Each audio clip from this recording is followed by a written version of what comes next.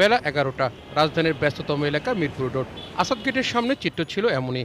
শুধু এই এলাকা নয়, বনানী, গুলশান, ধানমন্ডি, কারওয়ান বাজার, পল্টন, রাজধানী জুড়ে ছিল এমন চিত্র। ব্যক্তিগত গাড়ি থাকলেও নেই সাধারণের চলাচলের পরিবহন। টানা এক সপ্তাহ নিরাপদ সড়ক নিয়ে আন্দোলন ও পরিবহন ধর্মঘটের পর গত সোমবার তা প্রত্যাহার করা হয়। তারপরও রাজধানীতে যান চলাচল রয়েছে সীমিত। সকাল থেকে সড়কে হাতে গোনা কয়েকটি পরিবহন দেখা গেছে। ফলে কর্মব্যস্ত মানুষ পড়েছে চরম ভোগান্তিতে। বিভিন্ন বাস স্টপে ছিল মানুষের ভিড়। এরই মধ্যে যারা উঠেছেন, গন্তব্যে পৌঁছেছেন তারা বাদুড়ঝোলা হয়েই। আবার অনেকে বাধ্য হয়ে পায়ে হেঁটেও রওনা হয়েছেন গন্তব্যে। হেঁটে আসলাম তো অনেক সাফারিংটা অনেক বেশি।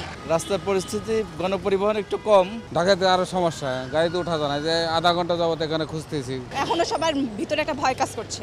অল্প টাকা যেতে পারতাম, এখন প্রতিদিন অনেক টাকা খরচ করে আমাকে যেতে হচ্ছে এবং ভোগান্তিও পোহাতে হচ্ছে সাথে সাথে।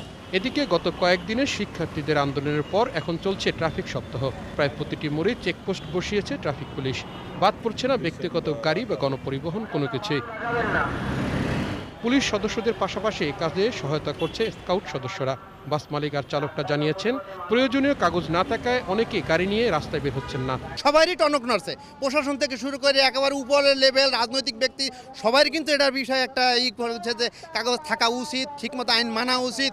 যেহেতু বিষয়টা এমন একটা পর্যায়ে গেছে, তাহলে কাগজটা করার জন্য একটু সুযোগও দেওয়া উচিত। ট্রাফিক কর্মকর্তারা জানিয়েছেন, তারা কাউকে হয়রানি করছেন না, তাই ভয়ের কিছু নেই। মানুষের শান্তির জন্যে সড়কের সুস্থ চলাচল নিশ্চিত করতে যা যা করণীয় আমরা তাই ইনশাল্লাহ করব। মোটরসাইকেল থেকে শুরু করে সব ধরনের ভেহিকেল আমরা চেক করছি। আমরা গাড়ির যেসব গাড়ির ত্রুটিপূর্ণ যেসব গাড়ি পাচ্ছি আমরা সেগুলো ড্যাম্পিংয়ে পাঠিয়ে দিচ্ছি। গত 5 আগস্ট শুরু হওয়া ট্রাফিক সপ্তাহ চলবে 11 আগস্ট পর্যন্ত। তাওহিদ সৌরভ, এটিএন নিউজ, ঢাকা।